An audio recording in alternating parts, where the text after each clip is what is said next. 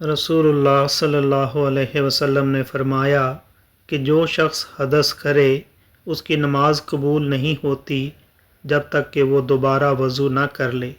حضر موت کے ایک شخص نے پوچھا کہ حدث ہونا کیا ہے؟ آپ نے فرمایا کہ پخانہ کے مقام سے نکلنے والی آواز والی یا بے آواز والی ہوا۔ صحیح بخاری حدیث نمبر 135۔ انہوں نے رسول کریم صلی اللہ علیہ وسلم سے شکایت کی کہ ایک شخص ہے جسے یہ خیال ہوتا ہے کہ نماز میں کوئی چیز یعنی ہوا نکلتی معلوم ہوئی ہے۔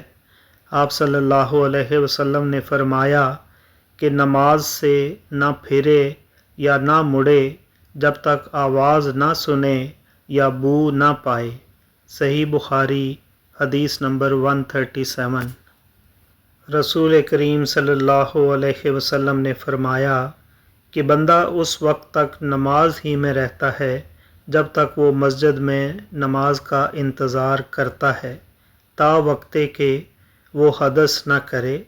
ایک اجمی آدمی نے پوچھا کہ اے ابو ہریرہ، حدث کیا چیز ہے؟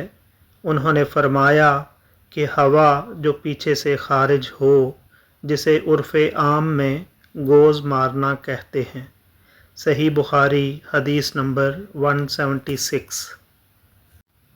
آپ صلی اللہ علیہ وسلم نے فرمایا کہ نمازی نماز سے اس وقت تک نہ پھرے جب تک ریح کی آواز نہ سن لے یا اس کی بو نہ پا لے۔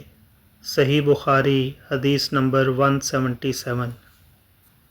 میں ایسا آدمی تھا جس کو سیلان مزی کی شکایت تھی، مگر رسول اللہ صلی اللہ علیہ وسلم سے دریافت کرتے ہوئے مجھے شرم آئی تو میں نے ابن الاسود کو حکم دیا۔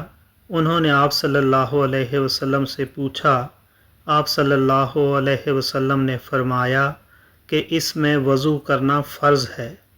اس روایت کو شعبہ نے بھی اعمش سے روایت کیا۔ صحیح بخاری حدیث نمبر 178۔ رسول کریم صلی اللہ علیہ وسلم ہر نماز کے لیے نیا وضو فرمایا کرتے تھے۔ میں نے کہا تم لوگ کس طرح کرتے تھے؟ کہنے لگے ہم میں سے ہر ایک کو اس کا وضو اس وقت تک کافی ہوتا جب تک کوئی وضو توڑنے والی چیز پیش نہ آ جاتی، یعنی پیشاب، پخانہ یا نیند وغیرہ۔ صحیح بخاری حدیث نمبر 214۔